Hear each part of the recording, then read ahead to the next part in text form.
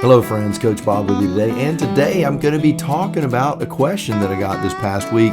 And you know, sometimes when you get questions, it's very, very difficult to just type in down at the bottom, you know, just a quick answer when I just feel like a response needs a little more detail. But before we get going on this, if you would give the video a thumbs up, share it with your friends, subscribe to the channel, all that stuff. As usual, like everybody else, we're trying to make the channel grow. Also, I want to apologize if I look a little haggard. Sleep has been a very rare commodity around here. You know, I have a daughter going through some serious treatments and that sort of thing. Please keep Baba in your prayers as usual. And without further ado, let's get on with it. So Kenneth Woods writes this: my question to you, Coach Bob, what made you choose the CanAm over a Harley or a Honda trike? I have a CanAm Spyder RT Limited, but was curious about your reason. Well, Kenneth, I've got a few reasons, and you know, when I bought mine, I was buying for a very utilitarian reason. So a little bit of background. When I was initially looking at motorcycles, I was looking at a sport tour to cross this continent. And Vicky at that point she was finished riding. She said she was done. She didn't want to do it anymore. So I was talking to my daughter about going, and then Vicky's like, I think I want to go. And she did not like two-wheelers. In fact, she told me she wouldn't do two-wheelers again. So I said, we're gonna get a trike. So all of a sudden I started looking. I entered this new world, a world I honestly was not really interested in entering. I didn't have any desire to buy a trike. But I had some experience with trikes because I'd ridden trikes of my friends. Vicky, years ago, had a trike that we had adapted a hand shifter on it and had set up a handbrake that worked the front and back all at the same time. So we had everything set up, and I understood what riding a trike felt like, what I liked about it, what I didn't like about it. So that all of a sudden changed the way I was looking at things because I did have a little more background. Also, being a motorcycle guy, handling is a very, very big deal for me. We'll get deeper into that. So what made me choose the CanAm? Well, I've got roughly 6 or 7 reasons. So if you're in the market for a trike, I want you to think about this. Now, if you'll notice, I'm wearing a Harley Davidson shirt right now. I did that for a reason. I get a lot of hate mail whenever I do a video when I say I bought something other than the Harley. Now, I want you to understand, I don't hate Harley Davidson or Honda. As a matter of fact, I rode a Harley for my last Harley I had for 17 years. I've had multiple Harleys. My son and I have built Harleys from the ground up. We've done stuff, and it's been great, and they make a great machine. So it wasn't a matter of, hey, Bob, do you like Harley or not? Yeah, I like Harley, okay. You know, I got no problem with that. You know, in the old day, I actually had this. It says Harley Fund on it. This was what I kept my money in. It's empty. But I used to keep this thing. Now it's just a keepsake. But I used to put money in this thing all the time so that whenever I go to the Harley stuff, I'd have stuff to spend. But yes, I love Harley. I like Honda. I love Triumph. I love Ducati. And I am a CanAm ambassador. So you could say I'm a motorcycle guy.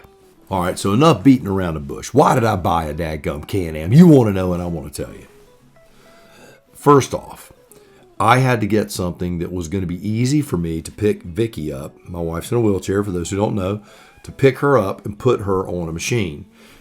On a conventional trike, it's wide in the back as opposed to narrow in the back, which made me have to move the wheelchair further away from the machine, which means that I have to pick her up, and it's more difficult for me to get her in the seat because I have those 2 tires in the back in the way. Now, I'm going to tell you that wasn't necessarily a deal breaker, but that was certainly a backbreaker. And so I knew that the 2 wheels in the front was going to be a better deal, at least as far as getting her on and off the machine. I felt that the CanAm was a far superior setup. The next thing that led me in the CanAm direction was handling. Now, I know there are those out there who have Honda trikes and have other trikes, Ravaco, which is the real big trike they make now, that or the Harley TriGlides, and they're all fine machines. But trikes have a problem, and their problem is the steering of a trike is on the front. The wheel that is on the front of a trike is designed for a motorcycle that leans. You have that curve, which means with that curve you have a very small surface patch on the ground when you're handling. So when you're turning in the centrifugal force and that force of those two massive back wheels pushing that front wheel and not allowing the motorcycle to do what it needs to do, to lean, to make that turn on a tire that really wasn't designed for it, that creates problems. It creates problems where you are pushing the surface patch as it's turning. The Spyder, you don't experience that because you have this massive surface patch from these gigantic tires up front. So you don't get that feeling of looseness in the front end. And anybody who's ever ridden a trike for an extended period of time, or they've ridden on real winding roads, understands what I'm talking about that. It's not a deal breaker for a lot of people, but for me, I wanted something that handled a little more firmly in the turns. And the Spyder, when I rode the two and compared them, there was no comparison. The Spyder, just handling-wise, it's just superior. It just is. Another big thing, and there are going to be those who are going to go, man, the Spyder costs too much or whatever. But price. You buy the Sea to Sky, it's $32,000. You're talking a Harley, you're talking $40K for something new. At least that. I bought my Spyder. Now I have a 2019 RT. I don't have the Limited. I have the RT. I was less than $19K out the door. The cheapest new TriGlide I could find was going to be like $34,000 out the door. Of course, this is 4 years ago. And it wasn't going to have all the bells and whistles on it, that's for sure. So price was another big thing. I was looking again for something very utilitarian. It had to meet my needs. Overall setup for the wheelchair, the handling, and the price. So you can see all of a sudden, I've hit some big ones. Storage. I like the way the storage was set up more on the Spyder than I did on the TriGlide. The TriGlide, for any of those who have ridden them, had the little trunk thing in the back, and some of them had the back bag. But anyway, you have better storage on the Spyder. You have the front, you have your two bags, you have your back bag. Now, I know that we pull a trailer and we could have resolved that issue. But there are times that I want to travel now on it, and there are times that I was like, well, if I'm going to do a big tour, I would like to be able to carry the things that I want to carry. And that is putting helmets in boxes and cameras and clothes and rain gear and a lot of that stuff. So I really liked the storage setup, utilitarian-wise, on the Spyder. Does the TriGlide have plenty of storage? It does, but for me, it did not meet my needs. So now we're going to talk about the two big ones, and I think these are the two you are going to, I don't think that any of the other points that I have made are ones that are really very debatable points. I mean, they're just kind of, it is what it is. The CanAm, it is way cheaper. It does handle better. The storage is a lot more utilitarian and easier to get to, and the back is narrower. That's just the way it is. So, but now we get to the two things that I thought, as a motorcycle guy, if you're going to have a bone of contention, if you have the money in the bank and you like these particular things, it's going to lead you in a different direction than it did me. One is the sound.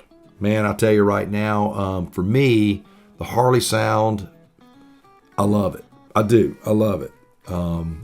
Coach Vic, she wasn't really fond of it. It was pretty darn loud for her. With baffles in, it was loud for her. The CanAm, I'm going to tell you right now, you hear the wind, you don't really hear the motor when you're riding. I don't, not when I'm at highway speeds. I feel it, but I don't really hear it. So if you want that mechanical presence that a Harley has, nothing's going to deliver it like a Harley does. They're just not going to. The fit and finish on the Harley, that's another thing. Fit and finish on the Harley Davidsons is absolutely, it's wow factor. It is. It's like the high, it is a high-end, brand. It just is. Now, is Harley going to be able to maintain that and continue that? Well, time will tell. There are the naysayers. I don't know, but on the flip side, I've watched CanAm's fit and finish get better and better and better and better every year. So, that's becoming less and less of an issue.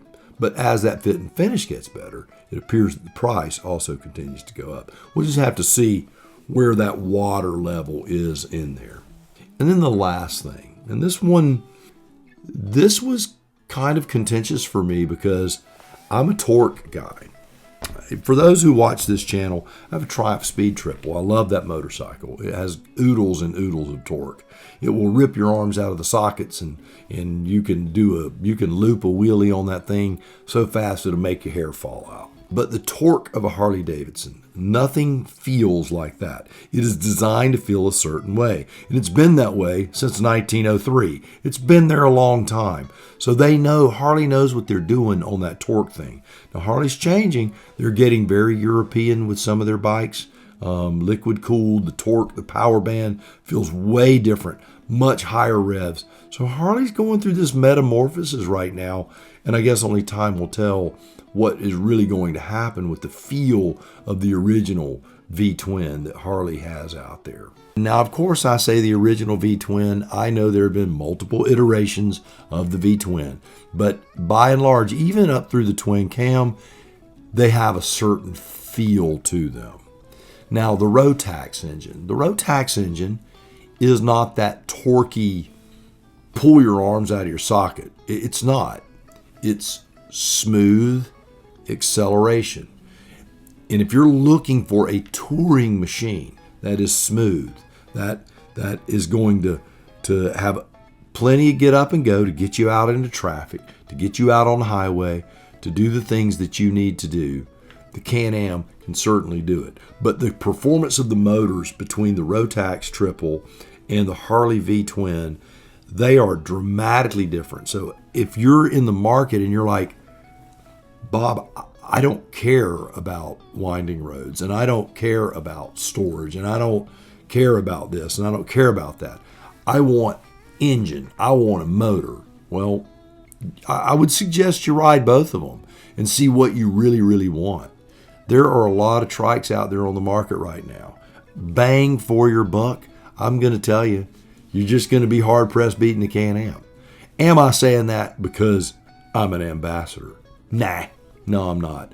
I was saying this years before I was an ambassador. So I love my CanAm Spyder. Does it have its little mild idiosyncrasies that make it a challenge at times? Every motorcycle does. You've heard on all of my videos, I'll tell you the quirks I have with every motorcycle I have. So the CanAm Spyder, that's why I picked it. Do I have any regrets is another question that I get. I have zero. I have absolutely zero regrets. Right now, my daughter's going through medical treatments, as I was saying earlier. We get out on that machine. That machine is not harsh at all on the ride. She can comfortably sit on the CanAm and ride on the back of it, and we can travel while she's very, very ill. And it takes her mind off of all of the things that she's going through, and she can put those armrests down and sit on the back of that Spyder and enjoy her ride. And I'm going to tell you that alone is worth more than I could have ever invested in that motorcycle. It is worth way more than I could ever have invested in it. That CanAm Spyder in my garage has been a blessing to my wife and my children and me. It really, really has. So if it sounds like that my heart is passionate about it and I really care about it, that's because I do. All right. So there you have it. There's the reasons why. Now, did I talk about the Honda trike? I really didn't talk about the Honda trike. Honda trikes for me, because all of the Honda conversions are aftermarket conversions and they're really, really expensive. That was the main reason why, and all of the other the same things. You know, the setup, the Honda was really, really big, and it was virtually impossible for me to get Vicky on. In fact, a Goldwing, the way the saddlebags were set up and the position of the seat, even as just a two-wheeler, was difficult for me to get her on that. But the trike was really, really wide in the back, but had ample storage and gobs of power, man. That you just cannot even, it's not even a debatable point. But the one wheel in the front for me on any of the trikes, it's a deal breaker. It's just a deal breaker for me. All right, well, there you have it. My thoughts on three-wheeled machines. Now, it is a motorcycle. I know it's a Miata. No, it's not a Miata. It's a motorcycle. The CanAm Spyder is a motorcycle. It's a three-wheeled motorcycle, but it's a motorcycle nonetheless. All right, now you do me a favor until next time. You go out, buy the motorcycle of your dreams, eat right, take care of yourself, and remember, if you're not having fun, you are definitely doing it wrong. Now you go seize the day, and I'll see you on the road real soon.